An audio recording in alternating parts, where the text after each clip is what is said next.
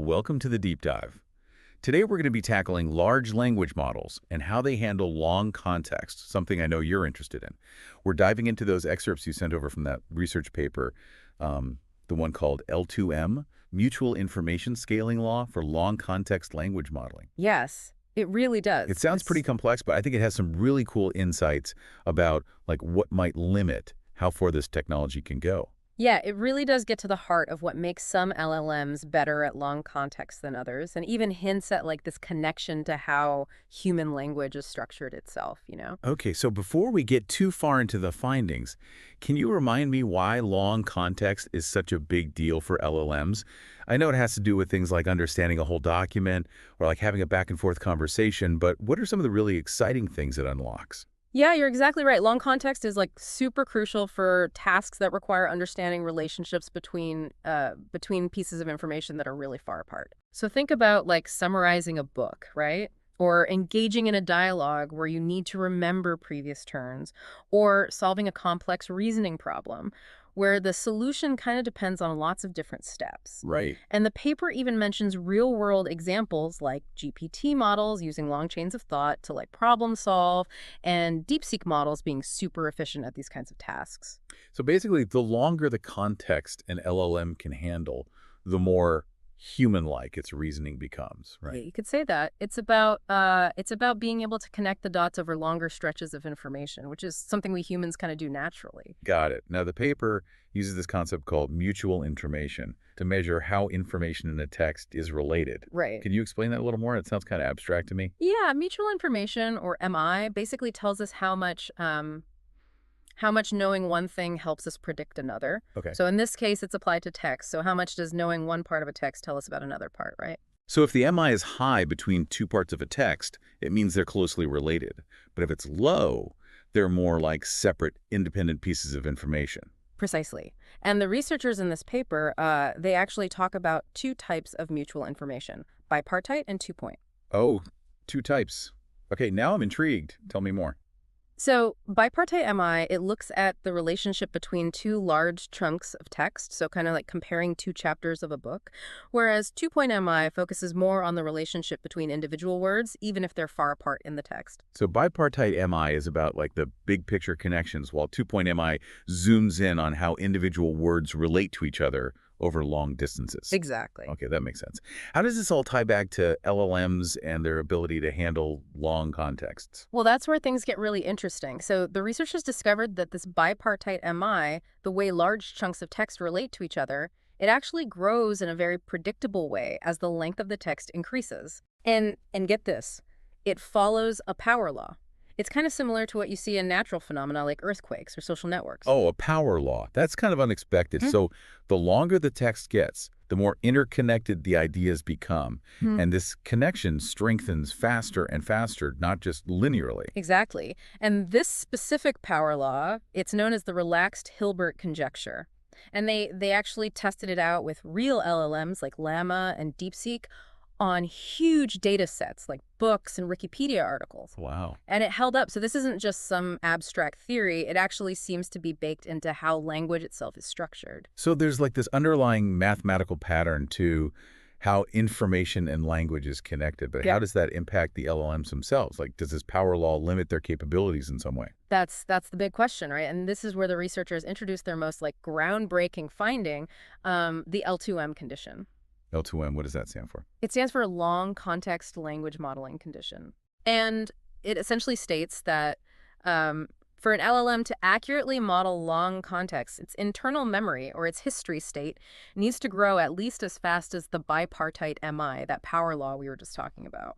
So if an LLM's memory can't keep pace with this rapidly increasing interconnectedness of information, it's going to struggle to grasp the meaning of long text. Exactly. It's kind of like trying to fit a growing library into a bookshelf that never gets any bigger. Right. Eventually, you won't be able to add any more books, or you'll start forgetting what's already there. Right. So this L2M condition is a fundamental limit on how much long-range understanding an LLM can achieve with a fixed memory size, right? Yeah, exactly. It's so fascinating how they've linked this to the structure of language itself. But I'm guessing this has different implications for different types of LLMs, right? Of course. Like, are some architectures better suited to deal with this than others? You're already thinking ahead, and you're right. So this L2M condition, it really highlights the strengths and weaknesses of different LLM architectures, especially when it comes to like handling long contexts. So tell me, how does this L2M condition actually like play out in the real world of LLMs? Are some models just like inherently better equipped to handle this long-range dependency problem?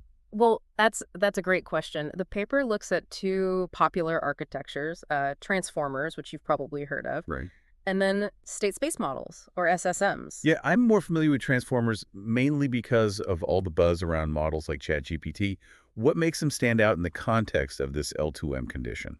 So transformers have this like built-in advantage because of their attention mechanism.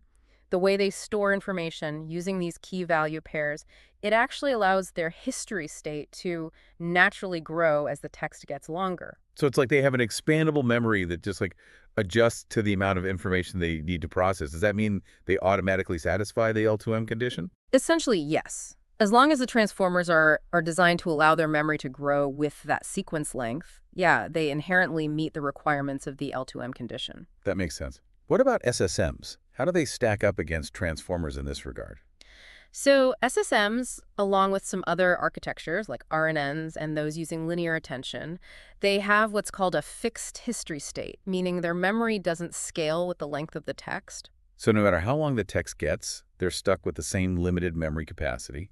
I can see how that would become a problem when trying to capture those long-range dependencies. Exactly. The L2M condition suggests that these models, they would need to be like significantly larger, maybe even impractically so, to achieve the same level of long context understanding as transformers. That's a pretty stark difference. It seems like this L2M condition could be like a crucial factor in determining which LLM architectures will be like most successful in the future.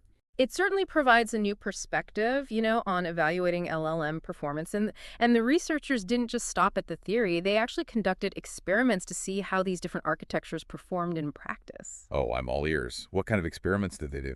Well, they used two types of data. First, synthetic data. This was specifically designed to mimic the power law growths of bipartite MI. Okay. And second, they used real-world text from a data set of books called PG-19. Okay, so with the synthetic data, they had like perfect control over how those long-range dependencies were structured. What did they find? So as the length of the sequences increased, the transformers, they continued to perform well, but the smaller SSMs, they really started to struggle. To match the performance of the transformers, they needed to be significantly larger, which of course comes with its own set of computational challenges. So the transformers were much more efficient at capturing those long-range dependencies. Hmm. What about the experiments with the real book data? Did they see the same trend there? Yes, even when they used a larger SSM than the transformer still outperformed it on the PG-19 dataset when it came to tasks requiring an understanding of those long-range relationships. That's pretty compelling evidence in favor of transformers. But does this mean that SSMs and other fixed memory models are just doomed when it comes to long context? Well, not necessarily. There might be ways to optimize these architectures to better handle those long-range dependencies, perhaps through clever memory management techniques or by combining them with other approaches. But the L2M condition definitely highlights a fundamental challenge that they need to overcome. So it's not just about building bigger and bigger models. It's about designing them with the right kind of memory structure to actually handle the inherent complexity of language. Precisely. This research really suggests there's this deeper connection between the way language is structured and the way LLMs need to be designed if they are to truly excel at long contexts. Okay, so we've talked about this L2M condition and its impact on different LLM architectures, but what does this all mean for the future of LLMs? Like, where do we go from here? Well, this research opens up some really exciting avenues for exploration. For one, it gives us a new metric, a way to evaluate the long context capabilities of different LLM architectures beyond just looking at their performance on benchmark data sets. Wow. So we can now analyze, how well they satisfy the L2M condition, how efficiently they can scale their memory to handle those long-range dependencies. So it's like having a new tool to assess the true potential of an LLM. But beyond just evaluation, how can we actually use this knowledge to improve LLMs? Well, this research, it could lead to some really innovative designs. We might see new LLM architectures emerge that are specifically optimized to satisfy the L2M condition, perhaps incorporating mechanisms that allow their memory to grow in a more sophisticated way. So we could potentially move beyond transformers and create something even better suited for long context tasks. Exactly. Another exciting direction is like exploring new training techniques. We might develop methods that specifically focus on improving an LLM's ability to capture those long-range dependencies, to learn the power law structure of language more effectively. So instead of just like throwing more data and compute at the problem, Mhm. we could actually train them in a smarter way, guided by this understanding of how language is structured. That's a fascinating concept. And there's another intriguing possibility, using synthetic data sets to really push the limits of LLM development. Synthetic data sets, you mean like creating artificial text that perfectly embodies this power law scaling of mutual information. Exactly. This would allow researchers to create these controlled environments to test different architectures and training methods to see how well they can handle those long-range dependencies in a more controlled setting. It's like building a custom-designed language gym for LLMs. This research has definitely opened up a whole new world of possibilities, but it also raises some pretty big questions, doesn't it? I mean, if this L2M condition is like a fundamental limit, does that mean there's a ceiling on how intelligent LLMs can become, even with like unlimited data and computing power? That's a question that's definitely worth pondering. Is there some inherent limit to how well machines can understand the complexities of human language? Or will they find ways to surpass this L2M condition to perhaps even discover new principles that govern the way we communicate and think? It's almost philosophical, isn't it?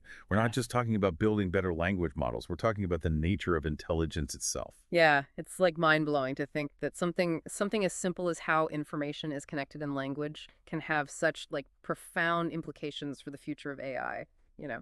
It really highlights how much we still have to learn about both language and intelligence. Yeah. And this research, it's just like the tip of the iceberg. It's just a glimpse into these intricate mechanisms that might be at play, and it opens up so many new questions to explore. So to bring it all back to our listener, Mhm. what are the key takeaways from this deep dive into long context and LLMs? What should they walk away understanding? Well, first and foremost, I think it's crucial to understand that an LLM's ability to handle long context, it's not simply a matter of its size or like computational power. Right. It's fundamentally tied to how language itself is structured. This web of interconnectedness that the researchers captured with this bipartite mutual information scaling law. Right. It's like there's this hidden code within language, Mm. a set of rules governing how information relates to each other. Mm. And LLMs, they need to crack this code to really excel at these long context tasks. Exactly. And the L2M condition, it gives us this new lens, right, to view the strengths and limitations of different LLM architectures.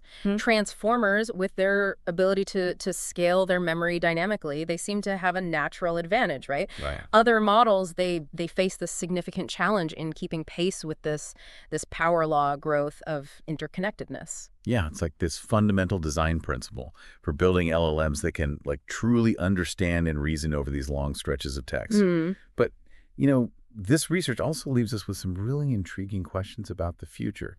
What are some of the things you're most curious about going forward? Well, I'm fascinated by the potential for new LLM architectures that are specifically designed to handle these long-range dependencies, but even more effectively. Could there be ways to combine the strength of different approaches to create these like hybrid models that are both efficient but also capable of capturing those subtle, far-reaching connections in language? It's like we're searching for the optimal blueprint for building a mind that can truly grasp the nuances of human language. Yeah, yeah. Another area that I'm really excited about is the use of these synthetic data sets to accelerate research in this area.